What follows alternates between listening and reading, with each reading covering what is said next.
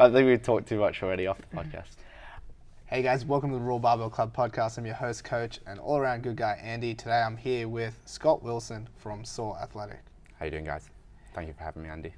What's your middle name? I don't have a middle name. My mum sought not to baptize me. I'm the unloved child in my family. My brother got baptized, I didn't. Oh, that's unfortunate. It is. Because I was trying to toss up like what SAW stood for, and I thought maybe it was like Scott something Wilson. Well, yeah, you're very, very, very on the money there. So my brother and I, we started in CrossFit, and it was always our dream to open up our own CrossFit gym together. And when we came to Australia, we had some visa issues, so it was very looking likely that we were going to move back to Scotland and open up our own gym. And we were like, well, what are we going to name the place? And obviously you start thinking of like crazy names like Thanos CrossFit and Avengers CrossFit and all these other like stupid names that which exist and don't mean anything. And then my brother's now wife, and at the time girlfriend, said, why don't you call it SAW? Scott Alan Wilson. And then when my wife and I were opening up, decided, obviously I never went back with my brother. My brother owns CrossFit Kirkintilloch now. Wait, what's the gym called? CrossFit Kirkintilloch. Kirkintilloch is the name of the town that we lived in Scotland. It's just outside Glasgow. When my wife and I decided that we were going to open up our gym in 2017, early 2017, we were like, what are we going to name it? And again, I went through that whole process of reading books, how to brand, how to name your business, all this sort of stuff. And then we were like, why don't we just use SAW? It just use it. And then there was no meaning behind it because obviously it's not Scott Alan Wilson. But then, funnily enough, one of our friends was like, it could mean strength and weightlifting. And I'm like, oh yeah, I like that one. So really, it has no meaning, but you can say what you want. Scott Alan Wilson's strength and weightlifting. It's just SAW, to be honest. Why did you guys call it RAW? Well, originally I opened the weightlifting club within another gym. Yeah, with RAW strength and conditioning. Yep. And, so you just took that name afterwards. Yeah. Well, like Rob was like, oh, you can call it whatever you want. Like, Andy's Barbell Club was like, oh, like let's trade off your already established branding and continue with it. Almost like an homage to because he was my coach as well. Yeah. And then when we sort of, things didn't turn out as well, we just kept the name. It's too hard to change things once it's... Definitely. And I really appreciate the fact that you recognize what's his face? Who's the name of the Rob? Rob. Yeah. That's it, Rob. I always lose his name. I really think it's good that you respect that and you keep a hold of the fact that he was your coach and you look after him. I mean, he was my first coach. He didn't necessarily teach me how to weightlift. Yeah. But he was the guy that sort of inspired everything. Like I started CrossFit because of him, because of those guys. Yeah. So, awesome. And I only have a gym because of those guys. Yeah. So I'm always forever grateful, no matter how things sort of turned out. No, definitely. Tell me about your gym, because we were downstairs before and you were saying, you started it off as like a weightlifting specific gym and it sort of evolved over time. Tell me the story of SAW Athletic. So I've got a pretty rich sporting history. I actually grew up in Germany playing football. For you Aussies that call it soccer, does not go well with me. But yeah, I grew up playing soccer, and then when I moved back to Scotland, I lived in Germany till I was 13, moved back to Scotland and started playing rugby, and rugby was what got me into strength training. So I went through this soccer, rugby, CrossFit, weightlifting transformation, and when we decided to open up SAW Athletic, I was like, what's my niche going to be? I got a business coach and did all this shit that actually did not help me. So I remember. Yeah. I think I talked to you about it. Yeah. Wasted so much time and money, and I just one thing that you could probably take from this podcast, guys, is just trust your gut in future. I got so scared and so intimidated at the fact that I was going to be a business owner. Even though I'd done so many things in the past that had worked to help businesses, I went against all that prior knowledge and just went down this rabbit hole.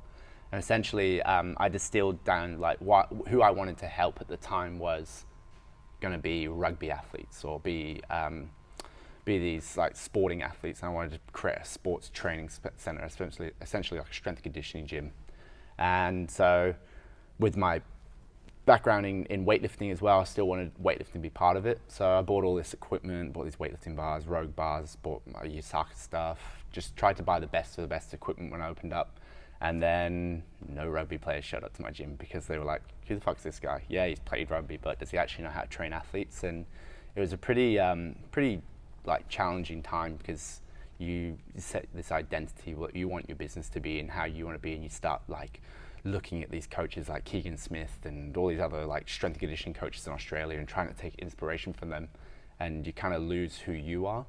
So when we opened up, fortunately for me, with my previous gym that I ran, a few members came with us, and then with my experience in CrossFit and having some knowledge of the local, or helping some of the local CrossFit gyms previously, for some reason our gym transformed into more of a strength and conditioning with a bit of a flavor for CrossFit and helping CrossFitters get better, but we didn't do CrossFit. And so initially it was a rugby gym, or a strength and conditioning gym for sport athletes, and then it turned into a strength and conditioning gym but helping CrossFitters. So we did a bit of functional training, but at the same time we stayed well away from doing WODs and all that stuff every day. And like kind of now we're at the point where we don't do CrossFit. The CrossFit Open's happening this year, and the past 2 years that we've actually run the CrossFit Open at our gym, we decided at the start of this year that we're not going to do it, and we just completely cut ties with CrossFit essentially and removed that aspect from our gym. So yeah, that's where we're kind of at right now. We just train general population. Our membership is like between the ages of like 20 and 30. We don't actually have many members over the age of 30. And we have just people just come and train with us because they enjoy what we do. We do strength conditioning, we do gymnastics, we do strong fit or strongman style training. We do just a variety of things. Almost as if like it's what CrossFit was, yes, like started off as. Mm-hmm. So not the weird sport, yeah, too much skewing towards fitness side of things. So when did you start doing CrossFit? 2013. 2013. So I was a little bit earlier than that. I got introduced to CrossFit in 2010 and didn't really get into it until 2011. But at that point, it was still it was CrossFit, not the sport of fitness, or CrossFit as the sport. So when I got into the sport, it was about being the best you can be, taking the best weightlifters and learning what you can from them, applying to CrossFit, taking the best gymnastic athletes, applying to CrossFit, endurance athletes, this, that, and just trying to be the best that you could be at everything. And there was still that tenet of like training for life, not training for the sport of CrossFit. So people were actually pursuing other things. They were doing other things. Like the reason why I got into weightlifting was because I wanted to be better at CrossFit, but I also wanted to try other sports and try other avenues. And yeah, just CrossFit just as in its nature, because it became a sport, it just got too skewed towards the sets and reps, and if 1 is good, 10 is better. Whereas the old tenets when I was doing CrossFit was 3 on, 1 off, 2 on, 1 off sort of thing, where it was like you actually rested and you went and practiced and tried other things or hiked or did shit, and it just molded into this. Rather than doing 1 workout super intense, it was do 3 workouts and that would make you elite. And yeah, man, I've wasted and I've hurt probably a lot of people in the past because I got into that mentality. I would say that I didn't drink the Kool-Aid as much as everyone else did. Me and my brother still stuck true to really the CrossFit football principles of strength and short Metcon, 7 to 12 minutes. But as I wanted to pursue doing CrossFit, I started to, that bias of mine and what I wanted to do in my training started to bleed into my coaching of other athletes, and I really started to push them into a direction that I don't think was very beneficial for them. As it always does, though. Yeah. And I've talked to a lot of coaches, and maybe you'd like to talk about this too, in that your particular coaching flavor is very much colored by your own athletic pursuits. Yeah. And I think that's one of the main reasons why a lot of people say that you can't be an athlete and a coach at the same time. Yeah. I would disagree with that last statement, because I also disagree. I would say that my coaching now, with the knowledge that I have and what I do at SOAR, and I'm happy to explain how I program and go into the details of how I run SOAR a little bit more afterwards. But yeah, like when I was doing CrossFit initially in 2013, or when I wanted to start pursuing CrossFit, that's when I actually got into Olympic weightlifting. I was like, you know what, I can do muscle ups, I can run, because at the time I was a rugby athlete and I could do all these. I was very, very fit at that point, but my ability to move the barbell efficiently was really poor. So I got into weightlifting. So all of a sudden, with our experience with CrossFit football, we were a very strength-based gym. If you go back to Newcastle in 2012, 13, 14, like you ask, oh, what's the gym Strength Republic like, or Strength Republic CrossFit, everyone would probably tell you who knew us was, oh, they're the gym that's really strong and they move really well, but they're really shit at doing 20-minute AMRAPs and stuff like that because we didn't focus on that.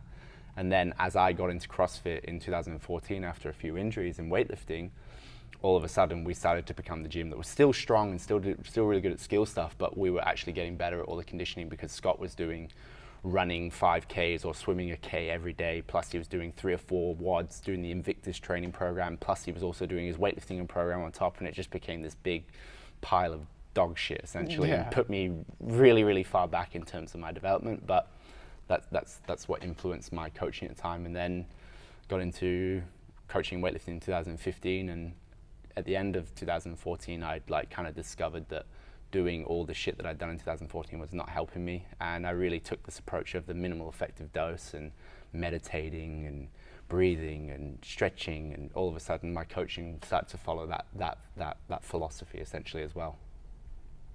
Yeah, cool. Tell me a bit more about your programming and stuff at RAW. Like, how do you sort of structure your your strength and fitness and days? Because I'm curious about for my own guys. Because I think our gyms are quite similar. Yeah.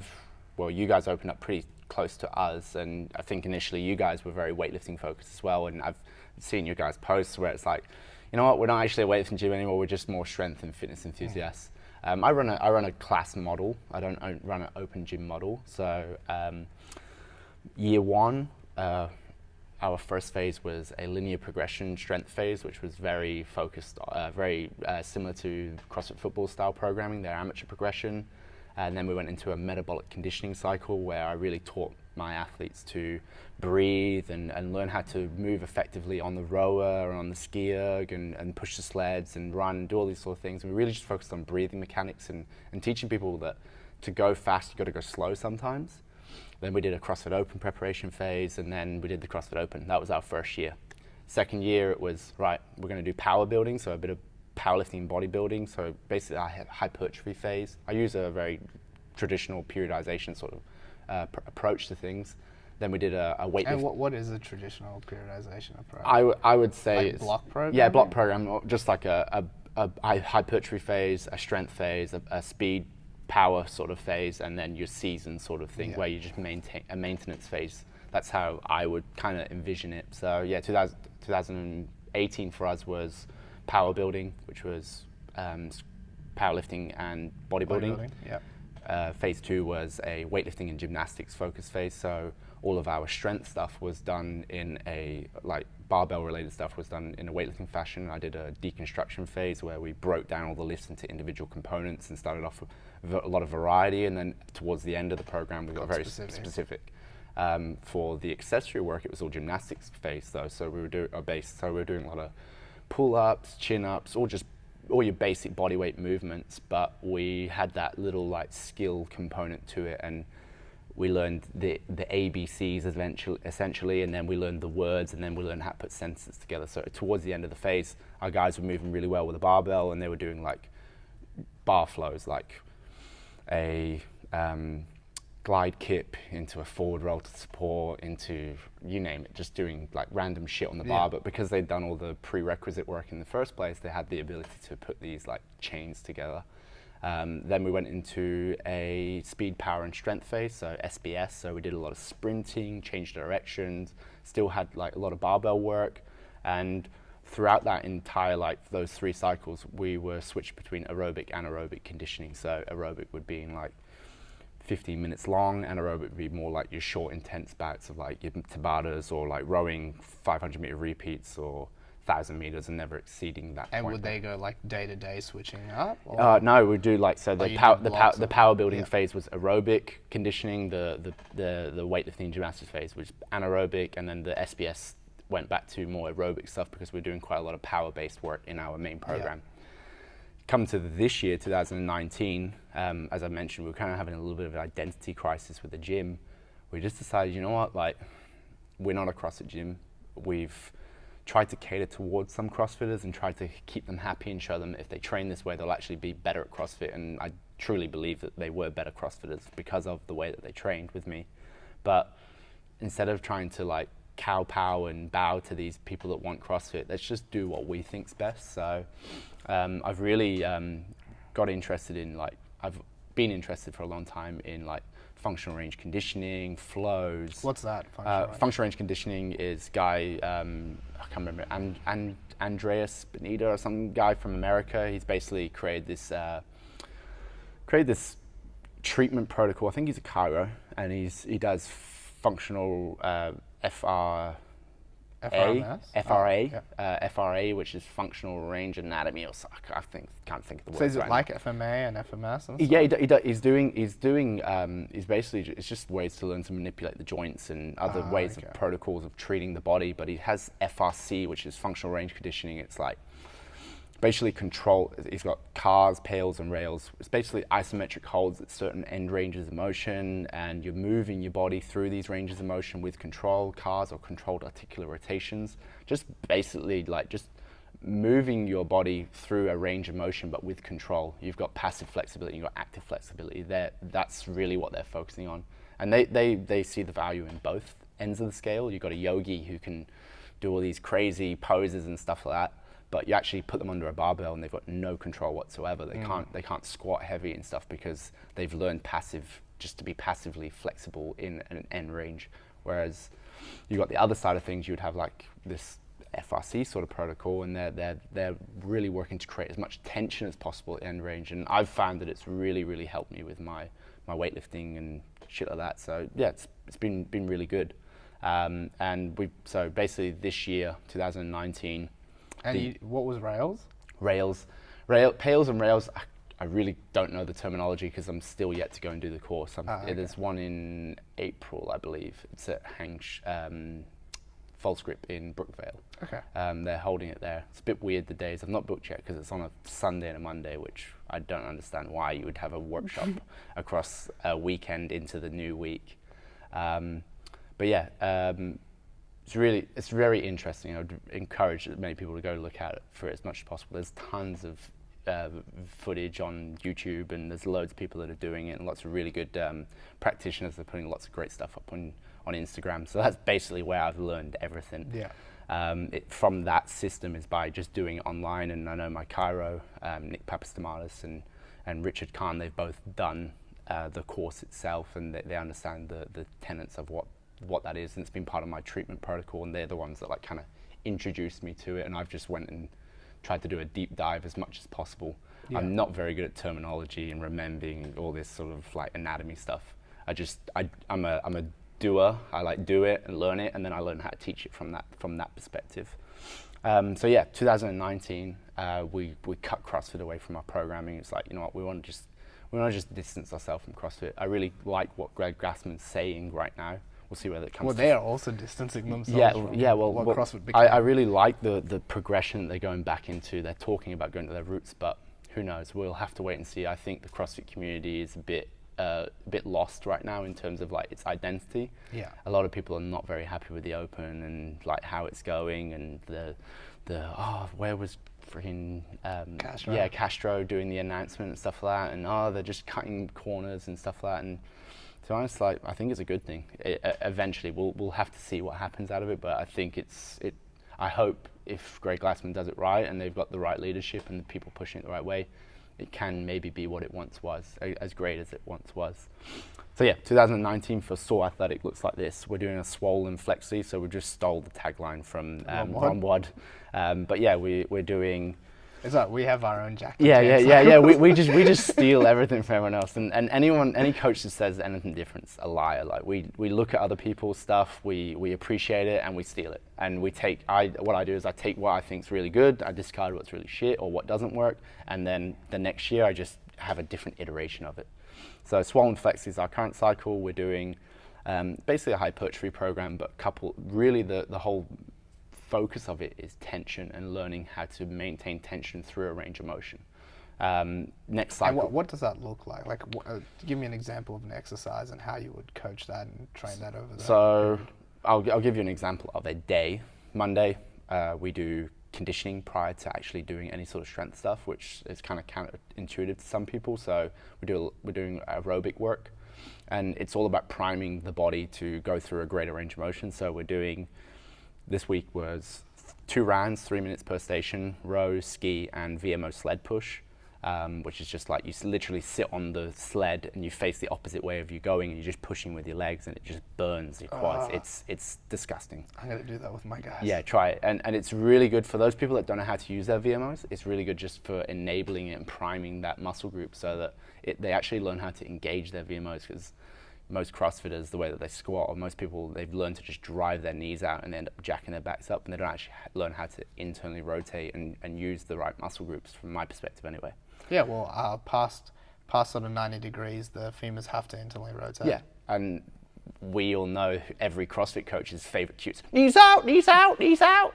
Like it's an abomination. Like I would strongly encourage every CrossFit coach out there to actually do as much practice, learn as much as they can about actually teaching the squatting mechanics, because it's a mainstay of CrossFit. You've got wall balls, you've got snatching, you've got rowing, you've got all these different pistols, every movement. If you're trying to teach someone to squat with your knees out on every sort of exercise, you're going to come unstuck. So yeah, we do our conditioning, and then we're doing our functional range conditioning. So in our first phase, we were really focusing on pails and rails and doing hip flows and stuff like that, and really learning to activate the muscle groups for their range of motion. And what's a hip flow? Hip flow for me is just like, it's hip, knee, ankle. So we'll start off in like a kneeling position. We're there doing just some like hip thrusts in a kneeling position, like getting the body moving through a range of motion. And then we're actively controlling the joints and moving through like a 90-90 position, switching sides. Okay. External internal rotations, like lifting the back leg up and really like squeezing that glute, engaging the adductors, really just getting everything firing up and putting people in positions they're not very comfortable with. A lot of my guys were like severely cramping because they'd never actually contracted their muscles correctly in those end ranges. And initially they were all like, oh man, I feel like shit, my joints don't feel great. But now we're going into this second phase, they're like, oh my God, like my body feels amazing. It feels way better than ever has. Like I've got girls that are saying like, I've had hip discomfort for 6 months, a year, and it's gone.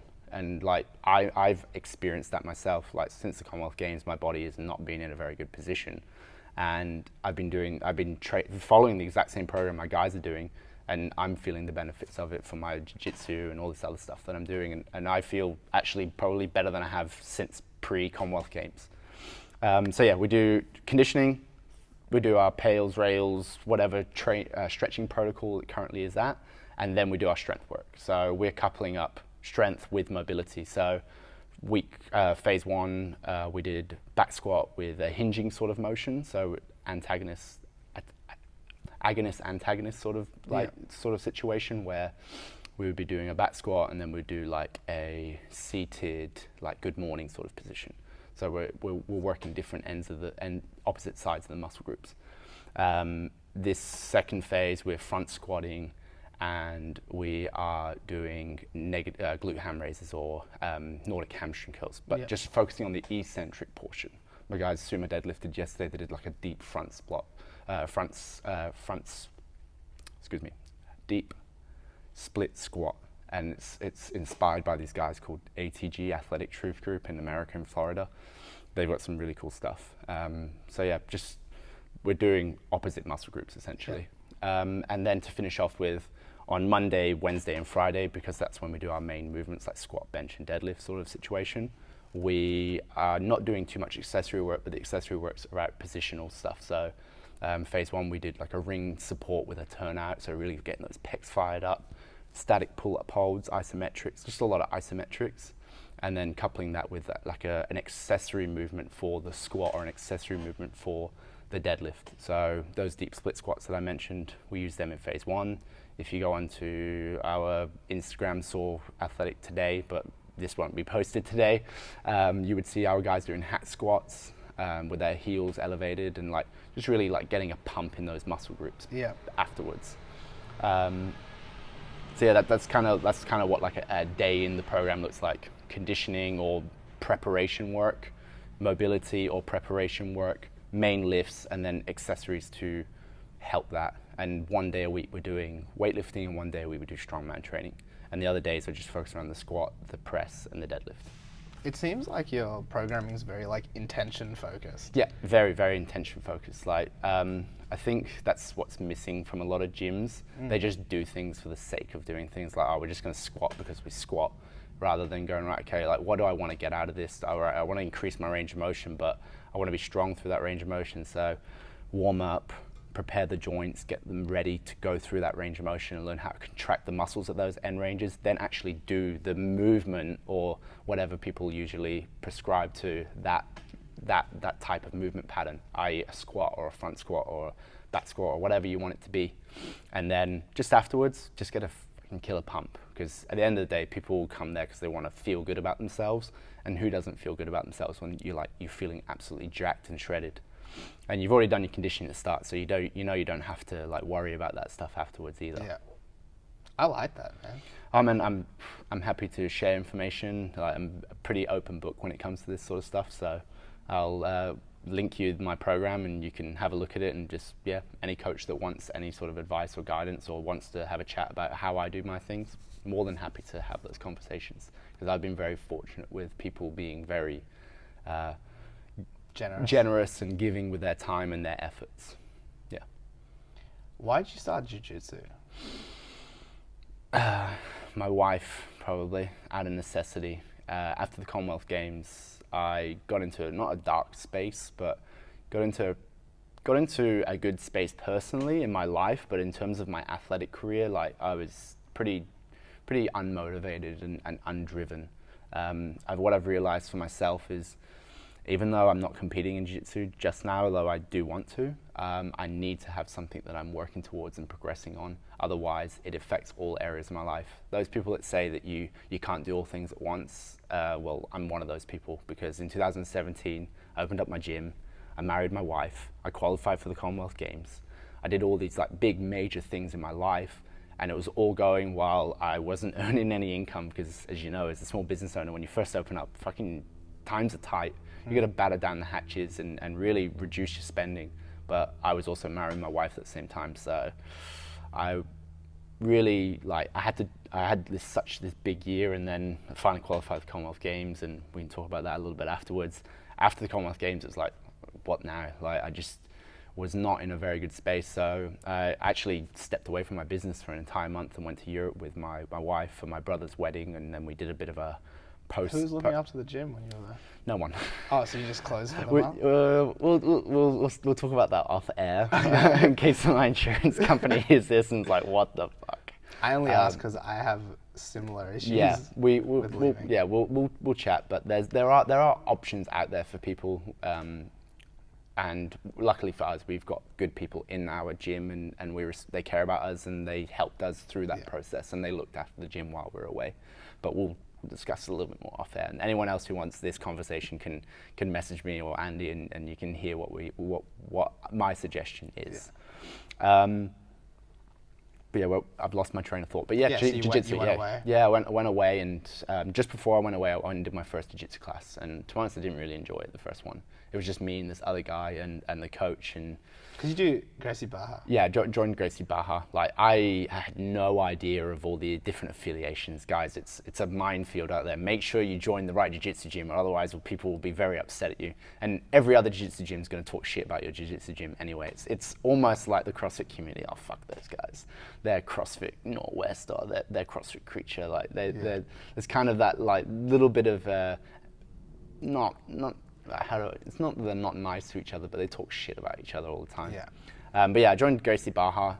To be honest, it's just super convenient. I had been considering doing jiu-jitsu for a long time. My good friend Zach, who's also a weightlifter, he has been doing jiu-jitsu for a few years, and I've talked to him about it, and he's like, yeah, man, go do it. But back in my mind, I'm like, I'm going to be... Why is it that jiu-jitsu guys are exactly like weightlifters? Yeah. Like, oh, you should try it. You Yeah. have to try it. You'll love it. It is basically a cult.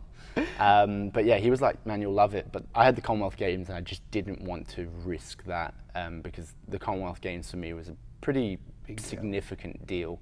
So yeah, when I was looking at joining a gym in Chullora, which is about 15-20 minutes away from my house, and then I was also considering the one in Castle Hill, which are Just the Gracie gyms have got a yellow shield. I couldn't tell you the exact I brand know of the one Gracie. I've been there. Yeah, so I was very, very close to joining that gym because it's near my chiro as well. So I was like, I can go see the chiro and go do jiu-jitsu. Yeah, and is it still above? It's above Bod Squad, right? I honestly don't know, but I know it's in that vicinity. I never actually went. I used to work at the gym that is Downstairs from there. Awesome. Well, yeah, I was very, very close to joining that one.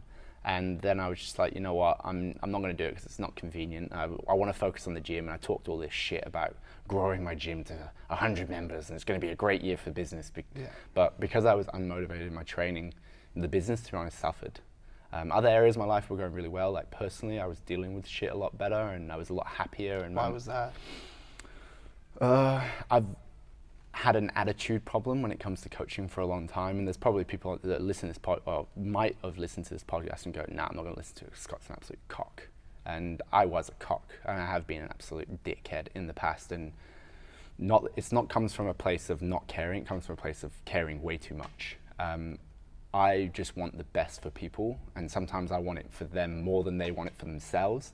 And I get way too invested in their progress and I get angry or I get upset at them for not living up to their potential. But what I oftentimes forgot was they had lives outside of training, that training wasn't the be all and end all for them. But for me, training has such a big impact on my life outside of like my everyday life, that if I'm not doing well in the gym, I'm not applying myself well in the gym, I know I'm not applying myself well outside of it. And you see things in other people that you don't like you would see behaviors and stuff and you'd be like, why are you doing that? And you would get angry at them. And the only reason why you're getting angry at them is because you're actually getting angry at yourself. So to finish the jiu-jitsu story and then to get onto that one, I just got back from Europe and I was like, right, I'm committing to a year. I've not been a member at another gym ever, except from when I go all the way back to when I started CrossFit, which was CrossFit Glasgow in Scotland. So that was the last time I was a member of a gym, paying member this is. Otherwise, I've always worked at gyms and had free memberships and just done my own thing. And it's very different to step out of that realm of being the owner or being the coach and actually submitting yourself. And I think it's been a really, really good experience for me because I don't know shit about jiu-jitsu. These guys could choke me and flip me and fucking armbar me all they wanted, and they did for the first month. And yeah, it's just been a really, really rewarding experience to go and be that white belt again and be that new person, that noob that knows nothing about it. And when they start talking about this and that, and I'm just like, I don't know. I'm like Scooby-Doo. I'm just sitting there like, whatever, I don't know what you're on about. And it's again, that coming back to that CrossFit has its vocabulary and its terminology. Jiu-jitsu has its vocabulary and terminology. So yeah, it's been really good to go through that experience again, because I know I went through it when I first started CrossFit, but I've not had that since 2010, which is almost 10 years now. So it's 9 years now that I've been introduced to CrossFit or introduced to the functional fitness world, let's call it that way. So yeah, it's been a very, very rewarding experience to start doing jiu-jitsu. And will I compete again in weightlifting? Definitely. But do I want to go back to the level that I was? I'm not sure. And this is just another avenue to express myself, and it gives me basically a new lease on life. So yeah, I would encourage anyone who's doing CrossFit or doing weightlifting or anything to go and give it a try. You never know. And people that say you can't do both, they're talking crap, because you can. You just got to be smart about the way you're doing it. Do you see any parallels between the two? Definitely. Like with anything, the people that apply themselves the most are going to be the best. Am I a naturally gifted athlete? I think so. I've been good at soccer, I've been good at rugby, I've been good at weightlifting, competed at the Commonwealth Games. Am I good at jiu-jitsu? The people who I roll with would probably tell you I'm pretty good, given the fact that I'm August of last year, so what's that? I couldn't tell you months, my counting's not very good either. 6, 7 months, whatever it's been. I'm doing well. I was going to compete a couple of weeks ago, but unfortunately my wife actually had a miscarriage, so I just felt like, you know what, it's better that I spend and focus my energies on her rather than myself. It would be a bit selfish to do that at this time. So yeah, I see a lot of similarities. If you apply yourself in anything, you can be better. I was not the best weightlifter when I started. I won my first competition. I became New South Wales champion, but that wasn't going to get me to be in the Commonwealth Games, at the Commonwealth Games. So what did I do? I applied myself, and I went and did other things. I did CrossFit while I was weightlifting, but eventually I focused and narrowed down my attentions to weightlifting, and I made the Commonwealth Games. do I want to be a jiu-jitsu champion? Why not? And I know if I want to, I've got to go and apply myself. I've got to train hard. I've got to eat well. I've got to listen to my coach, be humble, and just, again, apply yourself to what you do. Jiu-jitsu is very technical, okay? You can get away with being a monstrously strong, and I'm pretty strong coming into jiu-jitsu off the back of being a Commonwealth Games athlete and having a large foundation of training. But I said to myself that I'm not going to be that guy that just goes in the gym and just starts throwing bodies around and using my muscle and just. So basically for the last 6 months, I've laid on my back. I am not a very submissive person, let's put it that way. I'm usually quite aggressive and quite demanding of like space and energy and just environments and stuff. I usually assert myself pretty aggressively. But with this, I decided, you know what, I need to actually learn to escape and be comfortable being on my back and being in a bad position. So literally for the last 6 months, I've let guys who I really should be on top of and just pummeling and ripping their arms off, I've let them take position on me and just be comfortable being in the worst position, because now that I've got comfortable in that position and I also know the skills and stuff, I'm defeating opponents, adversaries who are way better than me, but I'm doing it technically and not just with my physical prowess. It's the same with weightlifting. When I started weightlifting, the reason why I was good was because I was strong. It wasn't because I was technically proficient. My weightlifting was dog shit. You go back and watch my 2015 nationals when I won, I basically power snatched 140 kilos. I basically power cleaned 168 or whatever it was. My technical aspects of my lifts were very, very poor. And I became a national champion. So for me, it's like, I'm trying to do things the right way right now, learn the techniques, apply myself correctly, and then I can use my physical attributes to bolster that, essentially. Really sorry to hear about your miscarriage. As I said off air, I think it's one of those things that people actually need to have the confidence to talk about. It's one of those things that brings a lot of shame to people's lives. I can tell you that me and my wife, we've done everything we could to be as healthy as possible, and could she maybe have not trained and maybe not have had this little bit of sugar or a little bit of like maybe a drink of coffee here or there? Maybe. But you've also got to live your life to a certain extent and not be held prisoner by the experiences or the fear of miscarrying or not going full term with your baby. So yeah, man, it's one of those things really hard to for someone like yourself to say to me, oh, I'm really sorry about that. Until you've actually gone through that experience, you don't understand it. No, I have no idea. But at the same time, like am I sad for maybe what could have been possibly been my child? Of course, but what's more important is my wife's healthy, I'm healthy. Are we happy?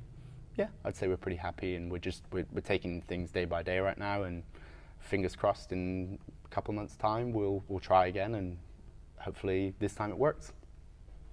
Is having a baby something that you've always wanted? Yes, I'm a bit of an old soul in a certain way. I have these like my ideas of like being the father and the breadwinner and stuff like that, and my family dynamic with my wife. So you decided to open a gym? Yeah, my family dynamic is pretty weird as well, though, because I opened up my gym. I actually live with my in-laws. We live at home still, essentially. So I'm not those things, but I'm that thing in other ways. I've learned to support my wife in other ways and be there for her in other ways and do things for her that maybe the typical husband wouldn't. But she earns a better income than me, and do I want to earn a better income than I do now? Of course, I'm going to continue to work to improve my situation, improve my business so that I can in the future support my family better. But I'm also happy to relinquish that control and be what I need to be in the moment for my wife or for my family. I'd like to point out that my partner also earns much more than I do, or used to. Now she lives in Canada, and I'm pretty sure it's poor. And how is that for you with being so far away? There's an ocean that splits you guys apart. Yeah, you know what? It is challenging, man. She's someone who has grown up living all over the world. She's really a very worldly person. She's lived in Japan, England, Sri Lanka, like all over the place. So I think this is something that I'm going to have to deal with for the rest of my life. Well, especially as someone who like puts down roots very like quickly Yeah. and hard. So I can probably relate to her then, given my yeah, you've moved around as yeah, well. I would consider myself very fortunate to know that the world is bigger than the city or the country that I'm born in. As I said, born in Germany. My dad was in the British Army. I moved house every 2 years for my like first 12 years of my life, basically. There was never a moment where like we could make those foundations. And is it hard? Yeah, it is, because when I left high school, I left and I just had my group of friends, whereas there was people in my high school that knew kids from the day that they met each other in primary school, and they'd went through their entire lives together, and it's this big moment for them. Whereas when I left high school, I was just like, fuck, it's just another school. It's just another phase of life. And I've been very fortunate to move at pretty important times in your life. Like throughout your childhood, from like the point you become a teenager, you do stupid shit, you shit your pants, you piss yourself, like you cry in front of the school, and people know these things. Call your teacher mom. Yeah, like you basically, you do all these like stupid mistakes, but then at 12, I got this opportunity to like leave Germany and move to Scotland, where nobody knew my history, nobody knew my past. I got to reinvent myself and become a different person. Was I a better person? Someone else would have to judge that. But from 13 to 18, when I was going through my teenage years, where again, you make a lot of stupid mistakes. There's lots of hormones going through your body, and you can't control what happens to your mind and your body sometimes.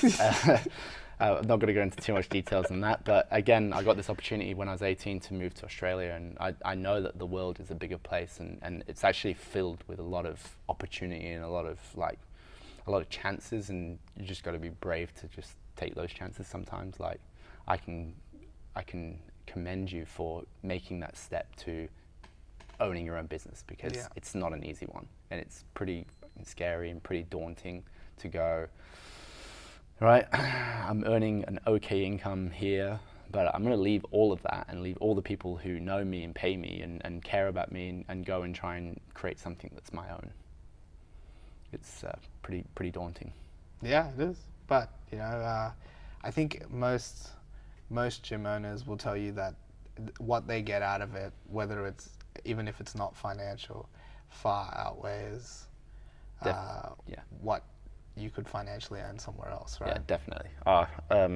Not to talk bad of my previous employers, but I actually got paid about $55,000 a year salary for working 20 hours a week almost at my old gym. And I had holiday pay, I had sick pay. I was the most comfortable I've ever been, but I was also probably the least happy I'd ever been as well. And when I stepped away from my gym, from that gym, and opened up my own gym, the dread of waking up in the morning disappeared immediately. The unhappiness that I felt whilst at work, being surrounded by my former colleagues and stuff, just all disappeared. And next minute I knew that I'd done the right thing, because I wanted to wake up in the morning and I wanted to go to work and I wanted to help people. Do you feel like you're tied down because of your past moving around? Just to go back to Kush, because this is what I've never talked. I've talked to Kush a bit about this, but I have a feeling that, you know, like she doesn't like things tying her down. I do get uncomfortable at certain points when I've lived somewhere for too long. I feel like I'm too familiar with the environment. There comes a point where I'm like, I'm not big on this. I need to go and do something that scares me and get out of my comfort zone. Sydney's a big place, so there's lots of different avenues to go down. So I really do actually enjoy living in Sydney now. When I first moved there, I hated it. Traffic is definitely abysmal here. How far away is your house from the gym? 20 minutes. I live in Fairfield, and the gym's in Prestons or near Liverpool, so it's 20 minutes, but I went the wrong way to work for the first 6 months and just hit every pocket of traffic you could in Sydney, and it would take me sometimes 40 minutes to an hour, and then I learned the quick back routes, and nowadays it can take me 15-20 minutes, so it's okay. But I do feel trapped sometimes when I'm been in a spot for too long, like Newcastle. I had to leave Newcastle. When I ran the CrossFit gym up there, I realized that if I stayed there any longer, I was just going to turn into part of the furniture and just become Newcastle and be part of it and not actually live my own life. Moving to Sydney, my first job was at Lift Performance Centre in Redfern. and I was also helping out a couple of CrossFit gyms. Then I got the opportunity at RAW Barbell Club, and then I obviously left and opened up SAW. So right now there has been a lot of movement in my life and a lot of progression and a lot of things happening. So I don't have those feelings just yet, but my wife and I have both confessed and both agreed that Has she moved around as well? she's not. Her family's Vietnamese, Yeah. and they came to Australia, and she was born here. She was born in Australia, but she's lived pretty much in the same area her entire life. But she's very comfortable with change and very comfortable with moving, and we actively have said, you know what, we probably want to move away and go and live somewhere else at some point in our life, especially once we have a small family. I don't think I want my kids to just grow up in the one spot. I want them to see different parts of the world and experience that there's other peoples and other cultures, and learn to adapt to that sort of situation. So maybe that's in your life with Kush as well eventually. I have a feeling it is, whether it's my choice or not. Tell me about you being a dick and having an attitude problem. So Because you started talking about it and we said we'd revisit it. yeah. So for me, I don't know. I remember early days when I first started coaching CrossFit, and when I say coaching CrossFit, I literally walked into my first CrossFit gym. I paid for a month's membership up front, didn't go to the classes because that was elite sort of thing, because I'd been doing CrossFit on the side, outside of it. I did a few classes, but not many. The programming then was abysmal. It was HQ website programming style. It was just like, that doesn't make sense. Is HQ still 3 days on, 2 days off? 3 days on, 1 day off, 2 days on? Man. I don't know anyone who looks at the HQ website anymore. But it was still a thing then. People were like, oh, did you see what the WOD is today? And I'm like, yeah, not my cup of tea. I'm going to go and lift weights, because I'd already been influenced by CrossFit football and a few other guys by that point. So that was kind of the way that I was going. Does CrossFit football still exist? No, or is it just CrossFit, para-athlete? yeah. Because they had a bit of a falling out with CrossFit. A few words were said on a podcast and a few other bits and pieces, and they called it quits and shut it down, because it originally changed to the Sports Application Seminar. It wasn't CrossFit Football anymore. It changed its name, and then they just split ways. Got a lot of time, and those guys made me what I am in terms of a coach. They laid the foundation. But yeah, going back to me being a dick, I don't know, early days in CrossFit, even when I started coaching CrossFit, as I said, I joined the gym and I literally walked up to the owner and was like, do you need a CrossFit coach? And he was like, actually I do. There's a guy who's moving, he's leaving the gym, a coach that's leaving the gym, and I need someone to take over his role.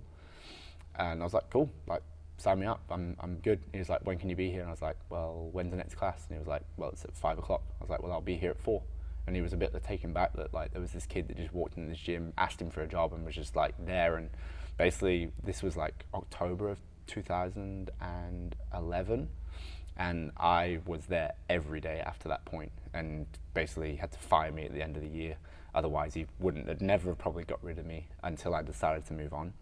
But yeah, in my early coach days, I noticed I had a bit of an attitude. Like, people would, from my experiences as a strength and conditioning athlete in rugby, the strength and conditioners give you so much shit. They talk crap. Like, I was a product of my environment. I grew up in the army.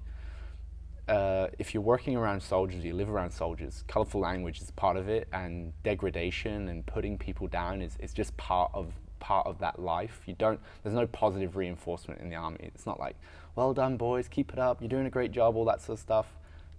Occasionally you might hear that, but it's all about, you fucking idiot, what are you doing, you stupid twat, do this, do that, do that. That was my life growing up, playing soccer. That's how our coach does. That's how my strength and conditioning coaches coached me when I went to my first rugby club and experienced that, and in future clubs as well. And I just basically became almost like a product of my environment. The coaching style that I adopted was the authoritarian coaching style that I had been given. I'd never actually seen another coach in a more passive or democratic sort of like, how are you feeling, guiding you and making you go through the system a little bit easier. There were people like that around me, but I never got influenced by them. The people who inspired me as a coach were the ones who were the hard asses and were just like gave people shit. And so I basically adopted that style and became that coach. And then, it just steadily got worse and worse. Like, I'm almost a control freak at sometimes. Like, it has to be done my way, and this is the best way and stuff like that. And that's got a lot better recently, in the last year or so. But yeah, it's just, I've always had this like control freak attitude, even from a young child as well. And I went through my gyms, I went through Strength Republic, CrossFit, the gym that I run in Newcastle, people left because of me. And to those people, I apologize. And anyone who I've ever made them leave and avoid me, I apologize to them. But yeah, I had this attitude problem, and I didn't know how to communicate effectively, and I didn't think of their feelings and how they were feeling. It was just me. So I had a problem at Lift Performance Center, left there, opened up RAW Barbell Club with the owners there, and had problems there. And then I opened up my own gym, and again, same thing. Doesn't matter that you own your own business. You're still gonna you are what you were, sort of thing, and you can change, but there needs to be a catalyst for change. And that catalyst for me was, I did the Commonwealth Games. I came home, and even though I'd had a lot of stress and stuff in 2017 because I opened up my own business, wife, marriage, qualifying Commonwealth Games and stuff like that. Came back from Commonwealth Games, and nothing had actually changed, and there was something inside of me, and I just didn't know what it was.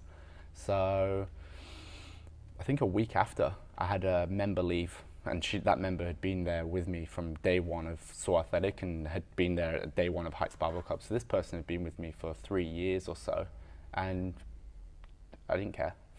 Whatever, that's your problem. I don't care that you've left.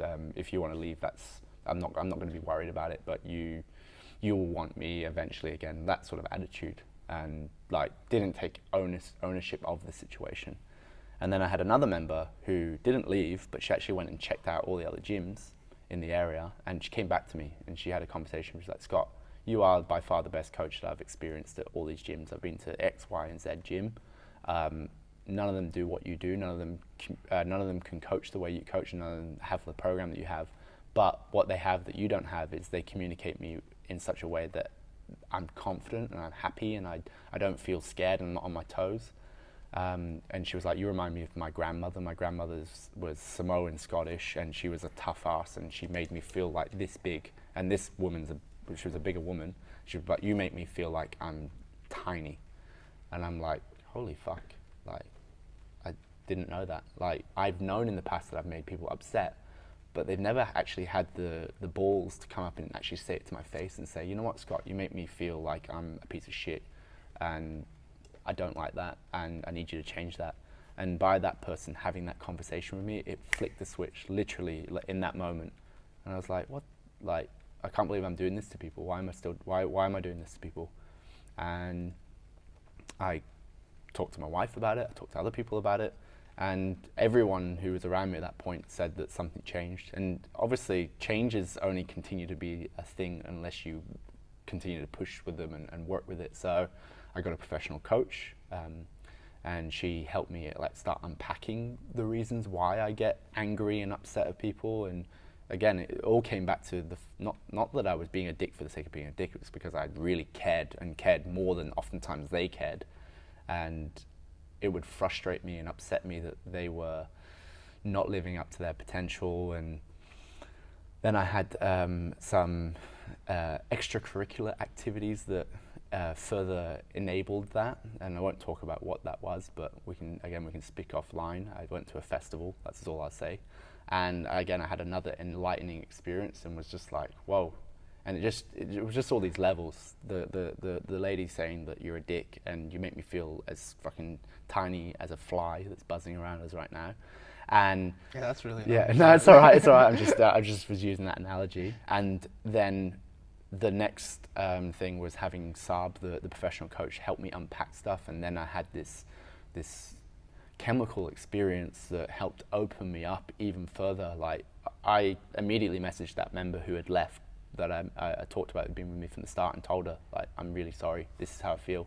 And it wasn't that I was trying to get her back. I just wanted her to know that actually I understood now, and I do understand now, that my past conversations and the things that I've said and done in the past, they're not me who I am today, and I've changed, and I'm still working on that. There's still days where I go in the box, as my coach said. You've got this concept of in the box, out the box. In the box is your least productive self, and out the box is your most productive self, and that's how I distinguish it. And nowadays I'm very good at identifying that and going, you know what, I'm in the box right now. Why am I in the box? I'm in the box because there's just 12 people have just rushed in, and they're all at different stages, and I want them to all go through the process at the same time and make sure that I can control it and make sure that they're getting the best experience. And yeah, so basically since April, after the Commonwealth Games, May of 2018, I've just been on this journey of like self-discovery almost, and it's going to continue on forever. I don't think I'm ever going to be the best coach, but I would say I'm probably a better coach than I've ever been, because I now understand my own emotions and understand what I'm going through and how that's then going to relate to that athlete. So if I'm in the box and I'm being a dick and I'm saying things the wrong way, how is the person who I'm giving corrections or giving coaching to going to accept that or receive that? They're going to go into their box and they're going to put up these barriers, and then we're going to be freaking social justice warriors on Facebook shouting all these memes and stuff at people, where we're actually not doing anything getting any better. But by actually going, take a big deep breath, step back, go, right, okay, I'm sorry, I just said some things that were inappropriate. I want this to go in this direction. How are you feeling? Like, just have that quick conversation with people in the moment. And it literally only takes a few seconds. We can get back on track and we can move the person to where we both want them to be, or in the direction that we both want them to be. So yeah, it's been really interesting for me, and I really feel like I would love to go back and change everything that I've done, but everything that I've done has made me who I am today. And I know that in the future I'm going to be able to have a more positive experience with more people and be able to impact them in a more better way. So that's where I'm at right now. It's really cool that you have this like introspection, and that you can step back and talk about a lot of this stuff. Yeah. A lot of people might just internalize it and not be able to communicate it. Again, I'm very fortunate. My wife, I'm unbelievably lucky with the support network that I have. My wife's amazing.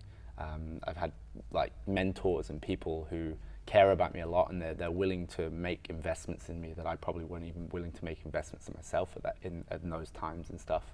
And yeah, it's just, I feel like one of the big problems with like where we are at as a society is people just aren't willing to admit fault and aren't willing to just go, you know what, like, it doesn't matter where you are on the spectrum of left or right or vegan or carnivore, like, just everyone's everyone and everyone's entitled to their opinion, but your opinion is not more important than anyone else's. You've got to accept that we've got to open up as a society and have these abilities to have these like bad conversations. And I didn't have that opportunity or that ability until I actually had someone confront me with the fact that I was being a complete and utter see you next Tuesday. I don't like using the word, but it's, take the first letter, C-U-N-T.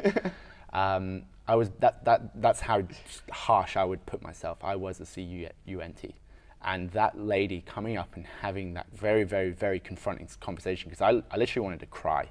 I was sitting there across from her, like, holding back tears. And anyone who knows me, I'm actually a pretty emotional guy. Put this rough, tough exterior, but at my wedding, I cried like a little girl giving my speech. And I don't mean to belittle any girls, but I cried pretty hard. And even when I left my last gym, despite the fact that I wasn't happy there were people there who I did care about a lot, and I didn't want to leave. And I was very fortunate to have had the opportunity to get paid good money and be able to go on holiday and come back and still have my gym kind of be where it was. I cried when I left my last gym. I was like, but other gyms, I couldn't give a shit. I was like, whatever, I'm out of here. But yeah, by having these confronting conversations, you hopefully will open people's perspective and they'll be willing to listen to it. I just, fortunately for that person, I was in that, at that moment, I was willing to accept that conversation. And if you are thinking right now, like, oh yeah, Andy's such a cock, I'm going to go and have that conversation with him, just make sure that they're in the right frame of mind. I know what it's like to hear white noise on a podcast. I do listen to a lot of them, and it's pretty boring sometimes. But yeah, listen to this podcast, this book. It's called 7 Principles for Making Marriage Work, and it's by a guy called John M. Gottman. And yeah, it was even though it's related to marriage, and obviously I'm human. Me and my wife have arguments and we talk about shit, and yeah, things happen. This book, it's pretty amazing, even if it's not for making your marriage work, but just for making relationship work in general. And another book was Brené Brown, Power of Vulnerability. There are 2 books that have made a massive impact on this, like, last almost year journey that I've been on now of like self-discovery and improving not just my physical body, but my mental body and my ability to communicate with people. I'd really, really encourage people to check those books out. Cool. Let's talk about your Com Games journey. Which is funny because I feel like we've talked about everything but the Com Games. Everything that's so important to you post Com Games. Yeah. And we've left I guess almost like what was your goal for a long time, right? Definitely. So this took up many, many years of your life. And we've spent an hour talking about like the random last 2 shit. years. When did you first start? Or when did you first think like Com Games was like there was a chance that you could go? So as I mentioned earlier on, the reason why I got into weightlifting was to be a better CrossFitter. It wasn't to do weightlifting. It wasn't. I watched the 2011 CrossFit Games. I watched every second I could of it, and was like, right, fuck it, I want to do that. That's pretty cool. So I'd finished my. Should you bring the mic a bit closer to you? Yeah. Better. Yeah. So yeah, I finished my contract with Salford City Reds, the professional rugby club in the Super League, and was like, right, I want to do CrossFit. Started coaching CrossFit, joined another CrossFit gym, and that's eventually why I got fired from my job, was because I was training at another CrossFit gym, a rival CrossFit gym. But yeah, I was just like, you know what? But you were working at a CrossFit gym and training somewhere else? Training at the rival gym, and those guys had a pretty bad falling out, so that was the reason why I got fired. But yeah, like, I was good at CrossFit. I could do muscle ups. I did 22 muscle ups unbroken. Like the first time, like I'd done a few muscle ups, and then I walked into the gym one day and there was a guy who was like, how many muscle ups can you do unbroken? I'm like, I don't know. He was like, go for it. So I tore my hands, obviously, but I did 22 muscle ups unbroken. He was like, well, that's pretty good. And at that point, 2011, like, that was pretty like elite sort of thing. And like, I was strong. I could back squat 180 kilos and I could front squat 150 and power cleaned 120. I couldn't clean 80 kilos because my mobility was garbage and my technique was rubbish. So yeah, I got into that, and then my parents actually decided to move to Australia, and I was like, fuck it, I'm going to Australia. I'm not going to live in Scotland. It's rainy, cold, and wet.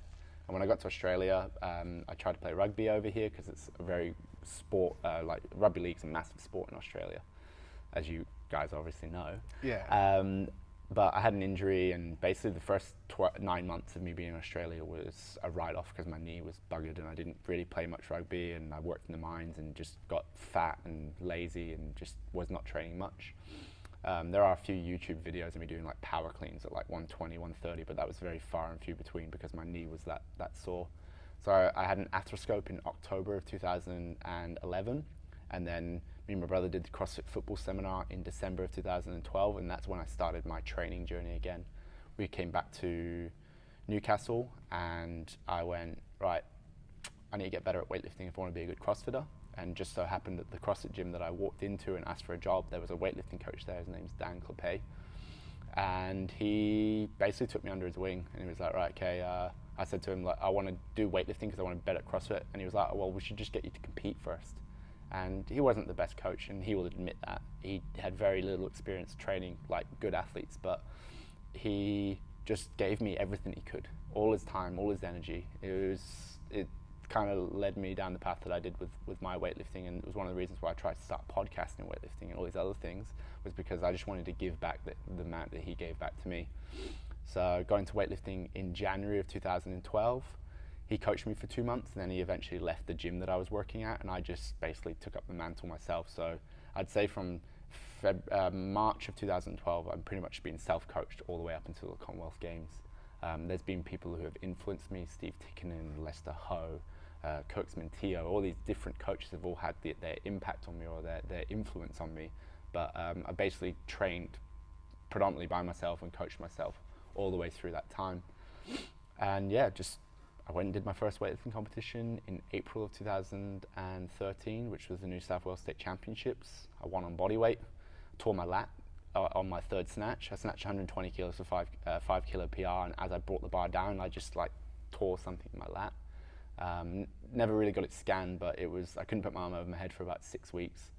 And yeah, just rehabbed it and did everything I could, and then went to nationals.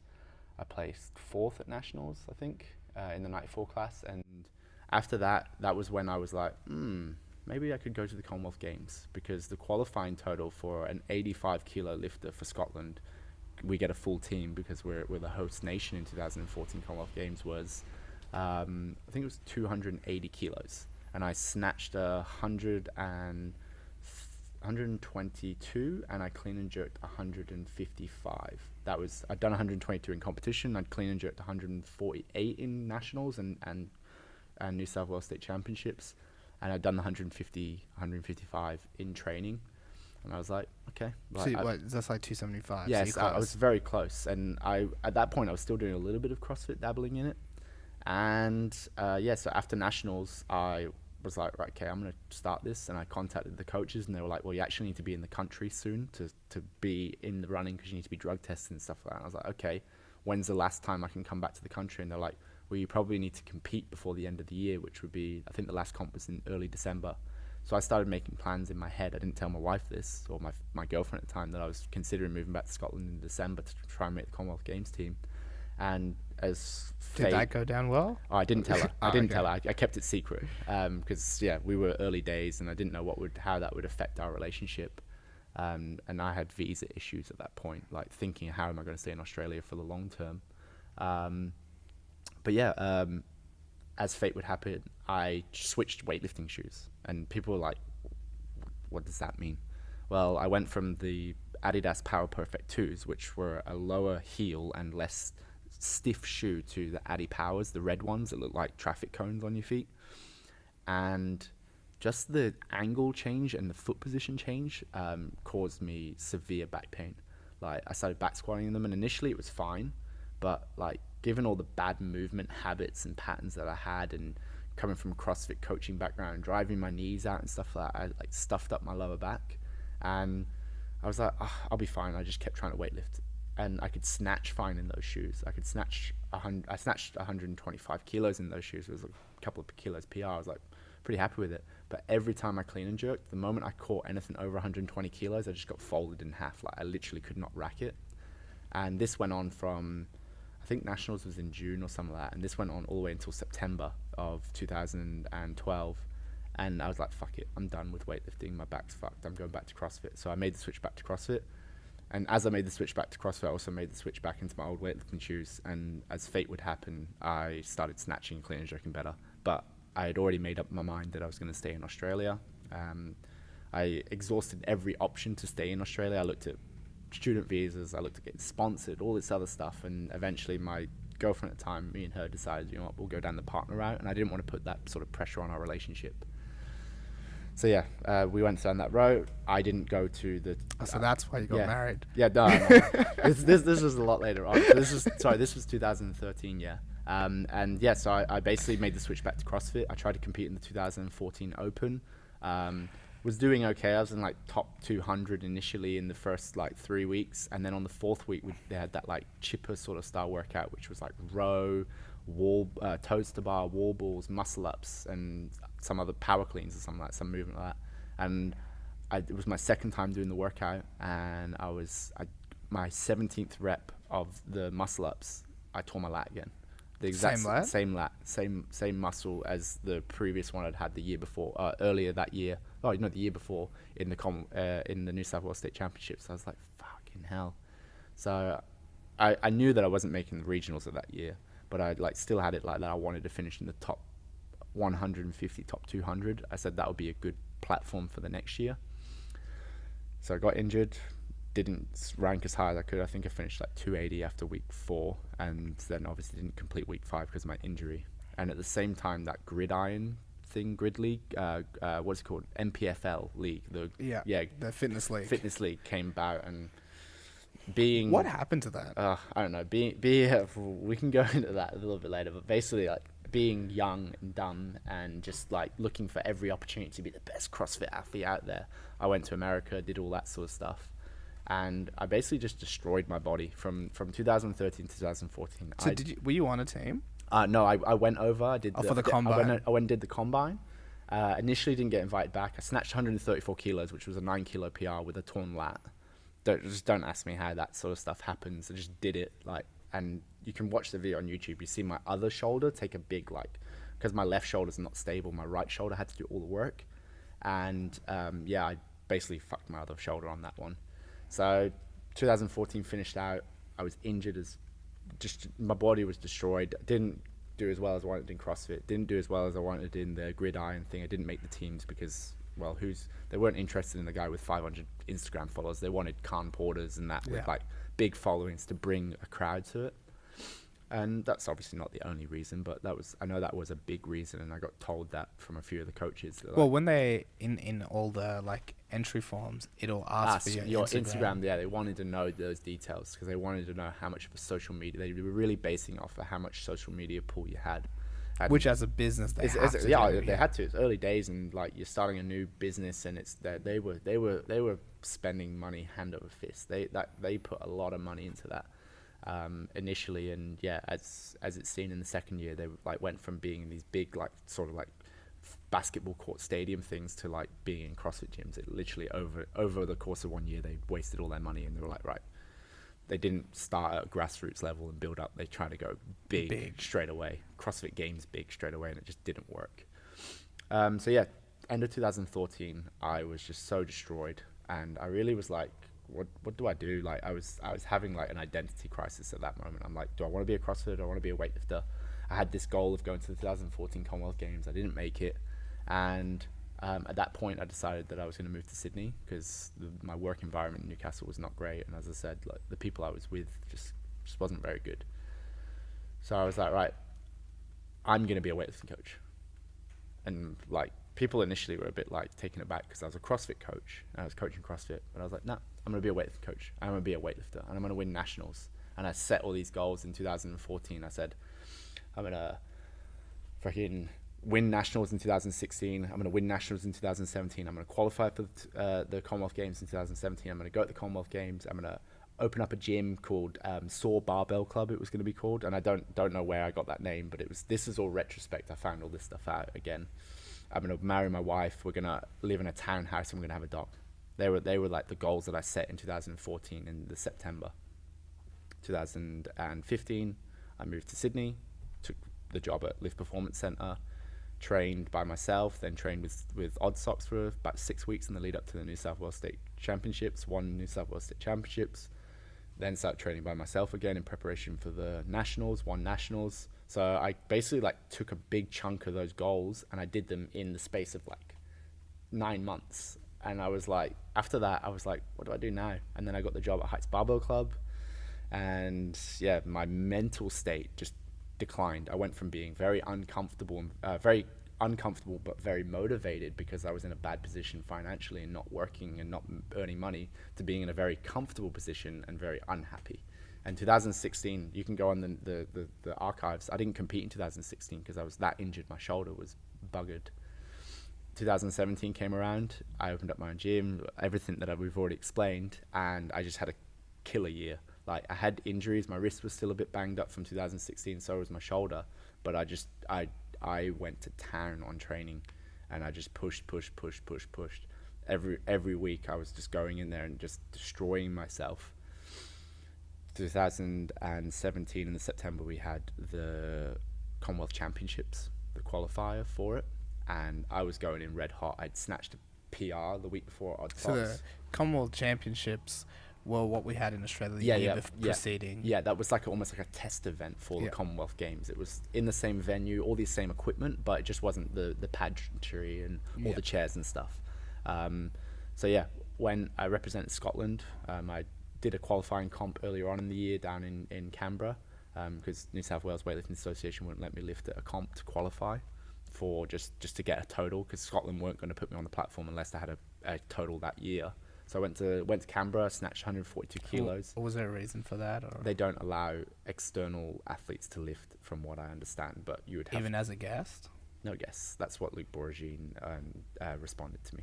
Which, from what I understand, there have been guests in the past. But again, who knows? Maybe because of my affiliation with Odd Socks in the past, that had put a bad mark against me. But yeah, went to Canberra. I only asked because Kush is qualified for Canadian nationals. Yeah. And like we're trying to like get her to be able to lift as a guest. Yeah. In Canada. In Canada. Well. Yeah. Well, I know that AWF Mike Keelan was very, very, very supportive of me. He actually contacted the ACT for me, and I'd already contacted them and just basically put behind the AWF for me. So I was very, very grateful for Mike Keelan's support. Qualified, did a 300 kilo total, snatched 142, which was a 2 kilo PR on my first comp back, and I just cleaned it at 158 because my knee was a bit like, I was cold in Canberra, and I'd had like a big break between my lifts, and I just hadn't done a weightlifting comp in so long. It'd been 2015 the last time I'd done a comp. I was very rusty in terms of preparation. So yeah, qualified, went to the Commonwealth Championships, and going into Commonwealth Championships, I was red hot. Like everything was moving well. I was having a few problems with like my back again. My upper back was like bending. I was getting bent over in my cleans, but I was front squatting 200 kilos, so I was strong enough to stand up 170 kilos regardless. Yeah. So I was like, this was... And did you think that was a technical thing, or was it like it was a couple of things. I had been doing loads of gymnastics bodies. You know, gymnastics bodies. Yeah. Chris Summer. I'd been doing... GBS. Yeah, GBS, GST or whatever. GST, Gymnastic strength training. I've been doing tons of that. When they first came out, I spent the like $1,000 and bought the whole program as well. I bought it very early on. I just bought the foundation one and the handstand one, and then I eventually bought the stretching protocols. But I'm a massive fan of them. I think they're really good. But the problem is, I did all their trunk work, all their ab work for all their progressions. Hollow work. It's all hollow work. It's all flexion work. So, I've learned to brace my abs in a flexion sort of position. So what happens when I catch a clean? My back, I was just flexing every time. And eventually, after the Commonwealth Championships, I actually hurt my back because of it. And then what did I do? Plank, everything with like a flat back, and just did loads of like GHD holds and stuff, just really focusing on just trying to keep like a flat back sort of position, a neutral spine. But yeah, went to the Commonwealth Championships, and it's my first international competition. I'm there. I'm trying to qualify for the Commonwealth Games. There is no qualifying criteria really for Scotland. It was like, just be the best. There were some vague numbers put out, but nothing clear. So it was like, you're going into a competition, you're trying to qualify for the Commonwealth Games, but you don't know what you need to hit. So I was like, fuck it. Open up, 1 kilo PR, 143 kilos. Snatched it, almost threw it over my head. All right, okay, made that. What am I going to do next? 147. I wanted to hit 150. Snatched 147, but called for a press out. And if you actually watch my 143, the 143 was worse than the 147. So I was pretty upset. So I didn't get the 147, and then the 150, I caught it, and then it just dropped. And I was like, yeah, that's not in my wheelhouse right now. But I was pretty happy going. What's your best snatch ever? Well, 143 or 147. Okay. I've done 145 in training, caught it, and then like my wrist wrap like blew up, and that way just the fear of my wrist like not being supported, I kind of like just dropped the bar, basically being a pussy. So yeah, snatched 143, got that on the thingy. 147, missed it. 150, missed it. And then, right, okay, clean jerks. I know that I need to go big on this. So I opened up at 170, made it like really easy. And I was actually really surprised. I was like, what the fuck went there? Like, that was so easy. Just bring that mic close to you. Went to 145, 175, I should say, and missed it. Like, caught it, stood it up. 75. Like, I there's a video of me, like, I'm literally on my tippy toes. And when I caught it, like, I got bent forward, I stood up, took a breath, jerk, and then like just as I recovered, it fell forward, and then I did it in the second one. And if you look at my weightlifting history in my past, I've only ever missed one lift in one comp. My first comp I went 6 for 6, won New South Wales State Championships. In my first nationals, I missed my last clean jerk. In my second New South Wales State Championships in 2017, I missed my 2015, I missed my last clean and jerk. But I've been very, very consistent through all my comps. I've always went 5 out of 6 or 6 out of 6. And this comp, I hit 2 lifts out of 6. And I'd left that opportunity open. There was no closure for me because I knew that I was the best ranked Scottish weightlifter, but I didn't know how they were going to base the decision off.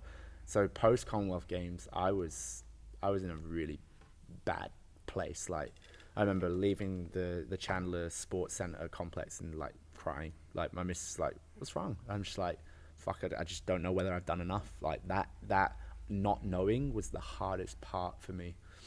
And yeah, waited two months. I'm there for 2 months checking my emails every like every hour I was checking my emails, even though I know the Scottish coaches are asleep right now, and I know that they're not making a decision for another month. I'm still checking my emails to see if I got to see me. And then I remember it was like November, middle of November, or maybe even December by that point. I'm finishing up my Saturday morning class, and I flicked my emails up, and I made it, and there was no emotion there. I made the Commonwealth Games, but there was nothing there. I was just like, I was flabbergasted. I'm like, I've done what I set out to do. I've made the Commonwealth Games, but there was like no emotion when I finally made it. And what I felt like was, because I'd left it up to chance, and because it'd been so long, emotionally I just shut down from it. And then when I finally made it, I was like, oh shit, I've made it. Now I need to back up and actually show up to the Commonwealth Games and put in the performance. And to be honest, of the whole journey, that was the hardest part. Not making it to Commonwealth Games, because if I didn't make it, oh well, it's 4 years time, I've got another 4 years to wait.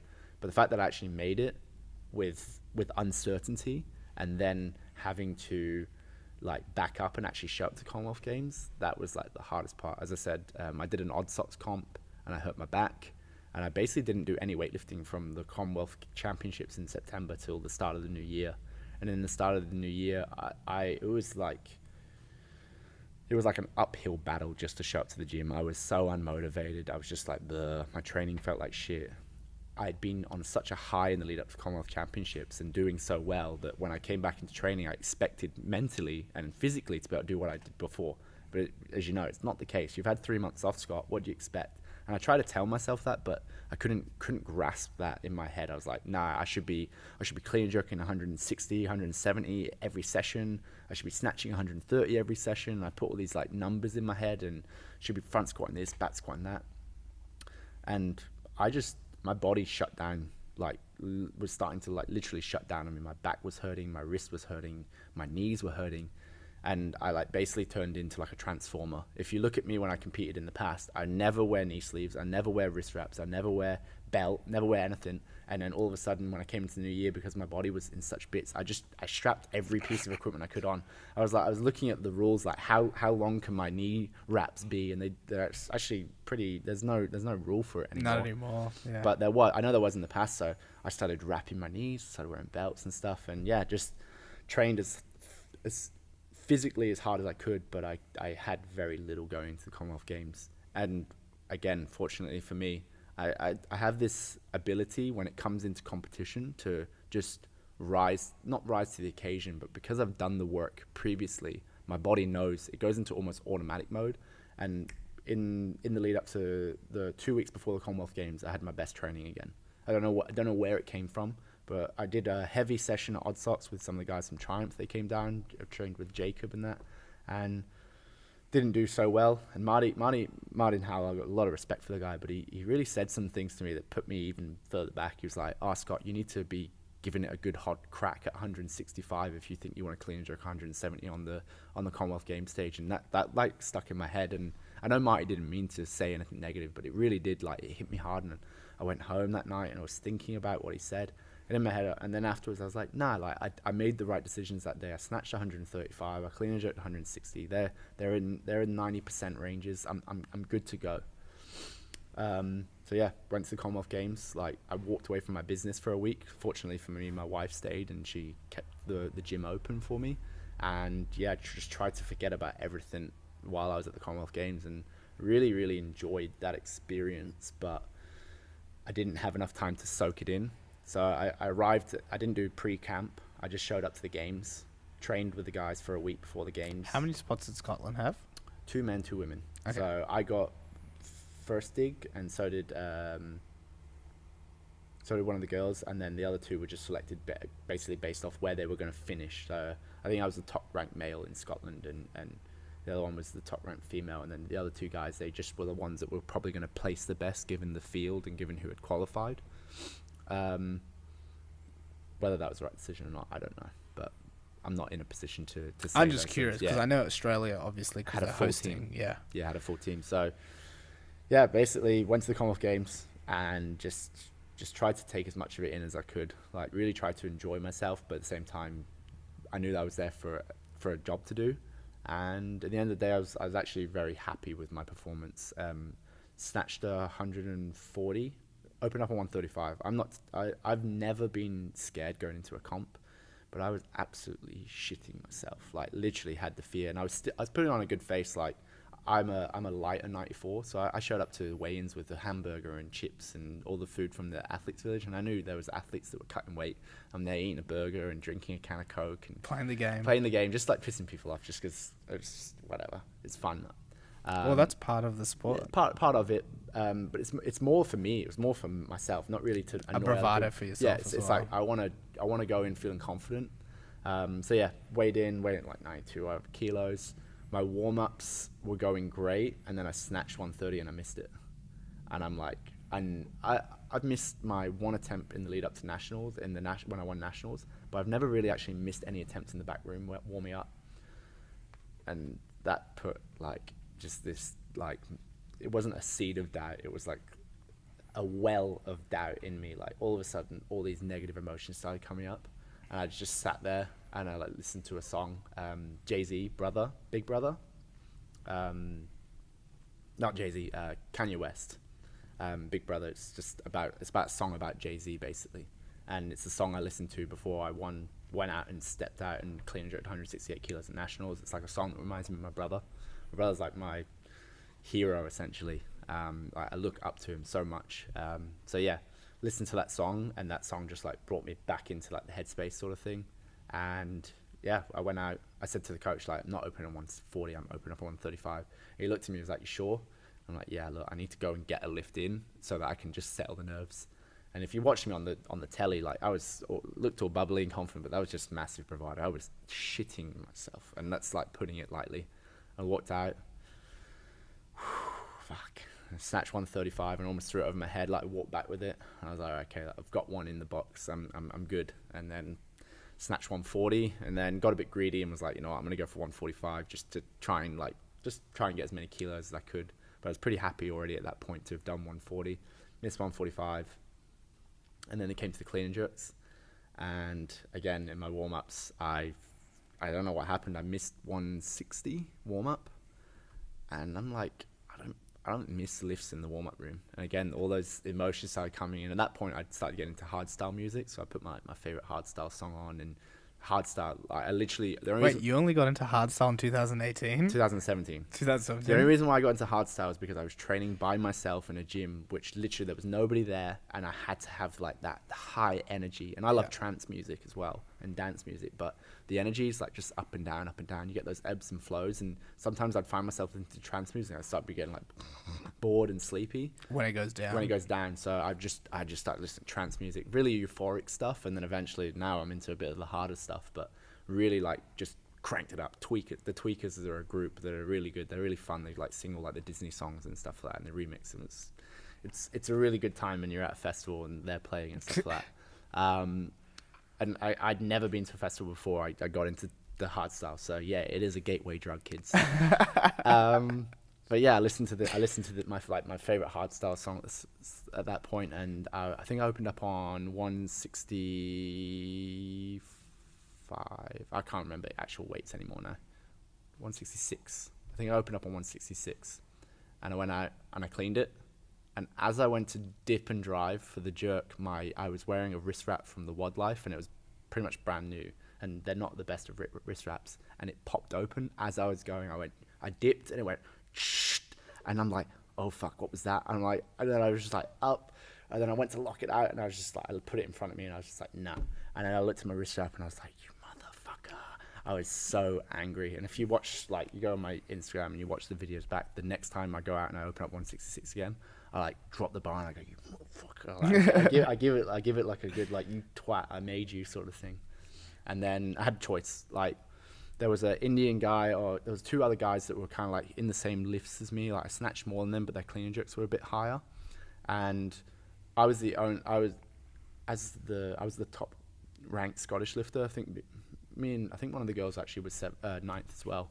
But all the other lifters that had gone before, the two girls that had gone before, they hadn't improved their position, and I really wanted to make sure that I like secured a better position for myself. So essentially, just decided to go 171, 1 kilo PR. For me, I've made 3 lifts. I want to obviously get a fourth, but at the same time, like, this is my opportunity now. I want to hit PR, so went out there. And the coaches were pretty accommodating? Yeah, they were very good. Raymond, actually, the coach, who's also the team manager, I'd actually went and done a little bit of weightlifting coaching with him in Scotland. I spent 2 weeks with him at his Gladiators Weightlifting Club. That's a cool name for a... Yeah, Ray's a really good guy. He owns his own club. He's got Ray Kavanagh, Team Ray Kavanagh now. He's got his own gym and stuff like that. But just at the time, I was so CrossFit focused that I just was not interested in really doing weightlifting. This was back in the day. This was like 2011. This is 2011. So that was the first exposure to weightlifting I had, because he came to CrossFit Glasgow to run weightlifting classes. But I didn't obviously get into it that much. So yeah, told him I was like 171. I was feeling good. And I was like, yeah, I just went for it. I went balls to the wall on that lift. Like, obviously I try not to like go too much, because, you know, if you get too aroused or too like, you can just do the stupidest of shit and made the stupidest mistakes. But I really like I like went super saiyan sort of stuff inside. And then when I jerked it, I to be honest, I was very fortunate to be given it, because it was a bit of a press out. But I made the lift, I dropped the bar, and I was just like, right, what do I do? Fuck it, backflip. I was like, that's the only thing you know. But the thing is, I'd never done a backflip with a belt on. And because I'd never done a backflip with a belt on, that ability when you like rotate round and you compress yourself, like the belt almost made me like miss the backflip. That would have been embarrassing to like face planted on the Commonwealth stage after hitting a PR. Did you get much press because of the backflip? Everyone does that nowadays, though. Yeah, right? I think everyone does that nowadays. It's kind of, there was a couple of lifters that had already done it, and I didn't know. Honestly, when I was at the Commonwealth Games, I didn't watch much of the weightlifting. Yeah. I went and watched the girls, but which is wise. Yeah, you don't want to watch stuff before you drains you. But I actually don't enjoy watching sports. When I played soccer, I didn't watch soccer. When I played rugby, I didn't watch rugby. I go to weightlifting comps because it's a smaller thing. It's a bit more community based, and you want to be present because there's not like a massive crowd. Yeah, like, people notice if you're not there. So, I would go to weightlifting comps in like 2017, 15, all those sort of times, like just to like show face and be present. But actually, at the games, I was not interested in watching weightlifting. I was more interested in just sitting in the athlete village at the pools and stuff. It was really, really quite a nice environment. But yeah, made that fourth lift, and yeah, just at that moment, like just this wash of relief just came about me. I was just like, right, I've done it. So I don't think I really explained it very well, but the reason why the Commonwealth Games was so important to me is because, as I've mentioned previously, I've been good at loads and loads and loads and loads of sports. If you ask my parents what's my biggest problem, is I start things and I never finish them. I never go through all the way with things. So rugby, very good at rugby. Drums, I played drums when I was a kid, good at playing drums. Guitar, you name it. Like, I was good at things, and I was really good at roller skating, which is something we got in common. Some of the guys that I skated with went pro. They're professionals in Germany now, and I'm like, I was better skaters than them, but I never saw it through. And kind of when I missed out the first Commonwealth Games, it was like, I need to do this for me. I need to prove to myself that if I actually put all my energy and attention and focus into one thing, that I can see it right the way through to the end. Because there's nothing more like unoriginal than a guy who sits there and goes, I could have made it, or I could have done that, or like you get the back chair or quarterbacks, whatever we call them. You get those guys everywhere. They all say, oh yeah, I could have done this or I could have done that. And it's like, well, if you could have, why didn't you? And I knew I was going to become one of those guys eventually. It was like, and I didn't want that for myself. I wanted to know that I could stand tall and proud and say, you know what, like, yeah, I'm fortunate to be gifted in what I do and naturally gifted, but I actually had the determination, the drive, and the perseverance to push through and make it all the way to the end, because there were times when I could have gave up, but I didn't. And was this like one of those first times where you really like, you know, set a very, very long-term goal and achieved it? Yes, definitely. Like, as I said, when I wrote those goals in 2014, it was to win nationals in 2016. I did it in 2015, and I reckon because I did it in 2015, that's why I didn't compete in 2016, was because I almost felt like it was too easy. Yeah. And like I'd done it, and I've learned over the last few years that the mind is the most powerful thing in the world. If you set your mind on something, and if you meditate and you really dive deep into what's going on in there, like it can do amazing things. Like literally, it can do amazing things. I've listened to all the Wim Hof stuff and been very interested in that. And I've been interested in. That's what I wanted to ask you about as well. With the breathing stuff that you're doing with your guys, is that like Brian McKenzie type stuff or Wim Hof type stuff, or is it like just breathing and bracing? I'm not really familiar with Brian too much. Like I know he used to run Endurance WOD, and now he's got another company. I don't know what it is exactly, but really, for me, it's just I learned through meditating the power of the breath. Yeah. And like I used to be like, I'm a very stiff sort of guy. I used to be even stiffer. And I noticed like, even when I was on like the massage table and I'd be like really tight and bracing out of my breath.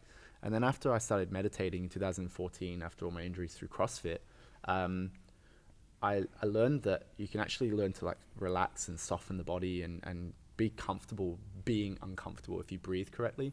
And then eventually obviously got into the Wim Hof stuff because he became very popular at the end of 2015-ish. Like he'd been on Joe Rogan and Tim Ferriss podcasts and stuff like that.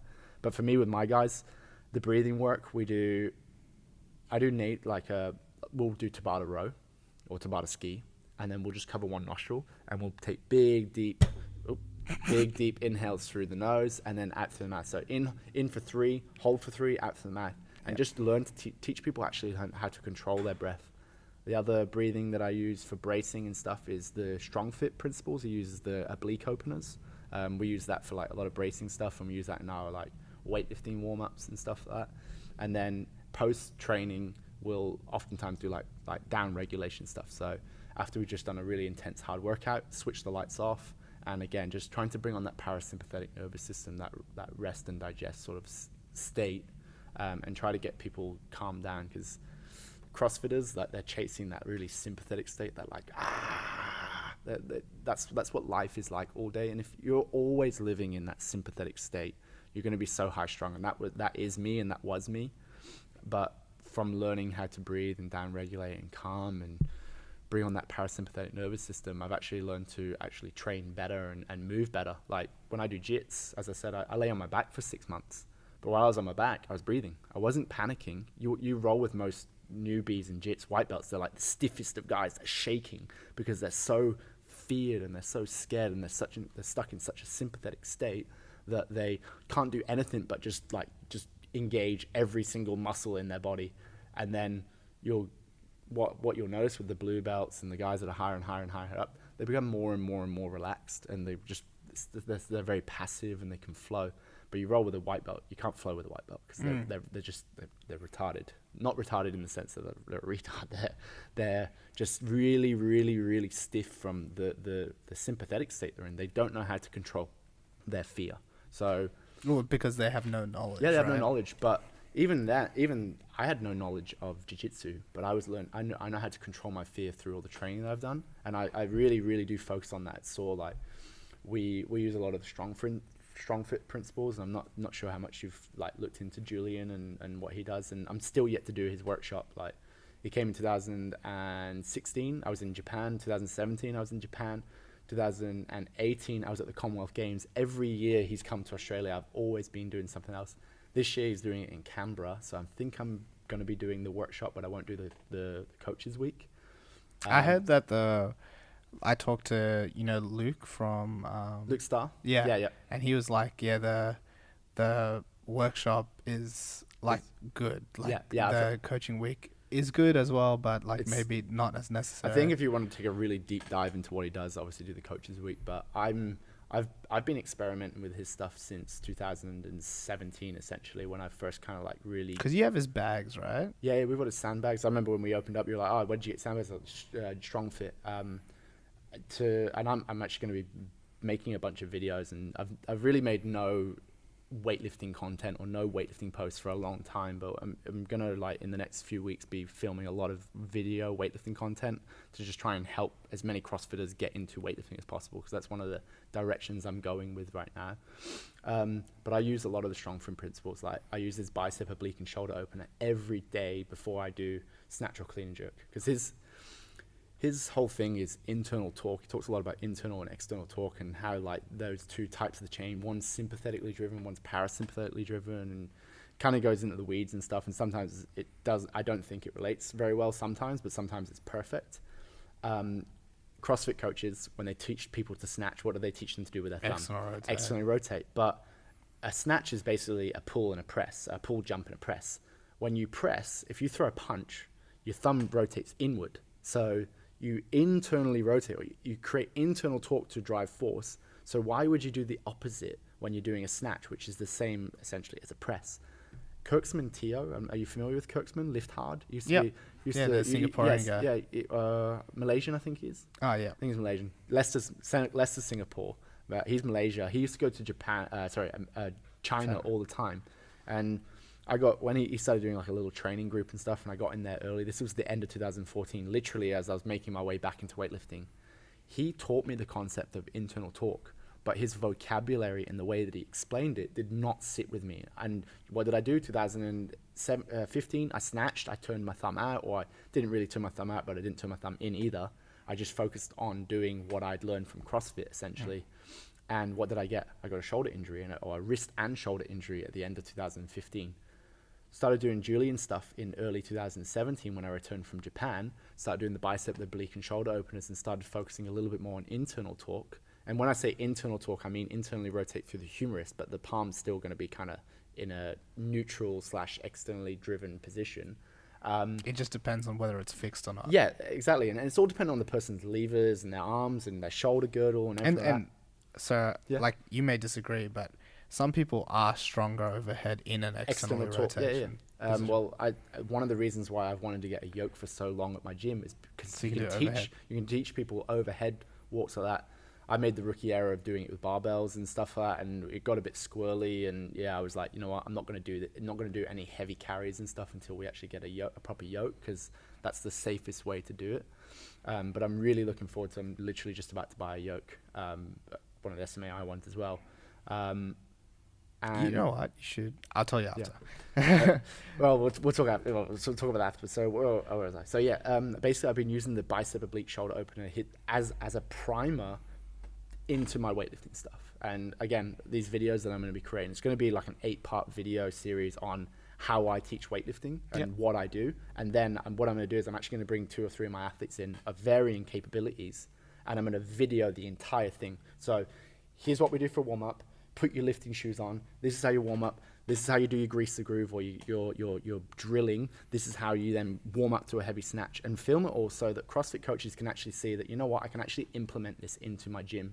Because there's tons of weightlifting knowledge out there. There's tons of people that are putting up all this great material, but it's the implementation part that's the hardest. Like, my wife's a financial advisor. She always tells me that people know that they should be saving money and putting it in here and investing it in there and all this sort of shit. But the hardest part for them is the implementation and understanding how to take that knowledge and actually apply it. So I hopefully, maybe I'll get more business off the back of this, but I literally am just going to do this whole video series, very homemade style, but completely free. And I'm just going to try and pump it out as many people as possible, because I really do think that if you look at my guys, we're not the best weightlifters because we don't weightlift all the time. But if you look at the on average, the movement quality, and you look at all my previous gyms, the movement quality, we move pretty well. And it's just because of the consistency of, we do the same things over and over and over and over again, and we grease that groove, and it gets deeper and deeper and deeper and deeper, to the point where when I warm up, I don't think about it anymore, but a new person does. But I can I picked up a barbell the other day, and my guys were like, whoa, fucking hell, look how well Scott moves. And it's not because I'm the best weightlifter. If you look back at my weightlifting history of sorts in 2016, 15 and stuff, my weightlifting technique was rubbish, and it still isn't great. I wouldn't say I'm the best weightlifter, but it's a lot more refined than it's ever been. But that's because 2015 and 16, I never had a system for warming up. I never had a preparation. But every session in 2017, when I started training properly in like the February, March, until the Commonwealth Games, my warm-ups were the exact same. My preparation was the exact same. I did everything the exact same for an entire like year and a bit. And most people might find that boring, but for me, I pretty much put most of it down. That's one of the main reasons why I was successful. Wow. How long have we been here? Oh. I feel like I could talk more. Yeah, I feel like we could talk for more too. Maybe we'll have to do a part 2. Maybe. Was there anything that we sort of didn't cover that you wanted to? We went around in a big circle, I think. Yeah, I think so I think too. we went in a big circle. I think that's why I enjoy these sort of conversations with people, and I enjoyed when I used to do my podcast, like as you said before. That's what we didn't talk about. Oh, we didn't talk about it, yeah. So for those that don't know, Scott used to run the RAW Barbell podcast. Yeah. It was actually one of the influences for me starting a podcast. Yeah. Specifically, like, because I liked weightlifting, and I think I only started after you finished. Yeah. Well, as I said to you, maybe I picked up the torch. Maybe you did. I loved it. I really enjoyed it. It was actually because, as I said, I moved to Sydney in 2015. I was working an hour and a half in the evenings with Lift Performance Centre 4 days a week, and I had a few hours at a CrossFit gym. I had a lot of time, and the Creature Boys, Raf and Lachlan, they'd started their Mind Muscle Project podcast, and I actually had a very similar idea to do that, and I just delayed it. And you know it's like if you think of something and you don't do it, someone else is going to do it, so you better fucking move your ass. And then I was like, right, okay, the Creature Boys, the Raf and Lachlan, they've got this podcast. What are they not focusing on? Well, they're not really focusing on weightlifting. So I went down that route, and I just was like, fuck it, I'm going to do it. And I asked my missus, and she talked to her boss, and her boss had a Yeti mic at work for some reason. Just randomly had this mic, and they were like, do you want it? Because like we were going to use it for video conferencing and a few other bits and pieces. And I was like, yeah. So I recorded my first podcast, and I actually recorded about 10 times because I was so like I remember it's called my pants. Reasons. Yeah.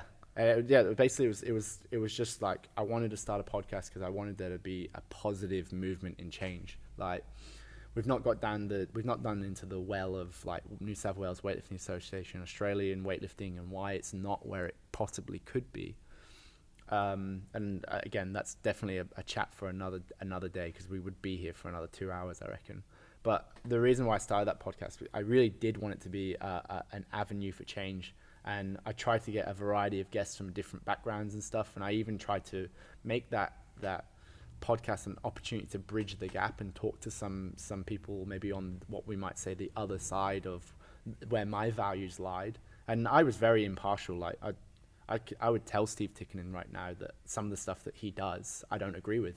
And I would tell Luke Boragine some of the stuff that he does, I don't agree with. But I see sometimes on both sides where they're coming from and the things they're doing, and I know why they're doing them, but there needed to be this like almost this avenue to bridge that gap. And it didn't end up eventualizing for the way that I envisioned it. But yeah, I really enjoyed it when I did it. I had conversations with people that I probably wouldn't have had conversations with otherwise, and a few other people reached out to me, and it was a very good experience.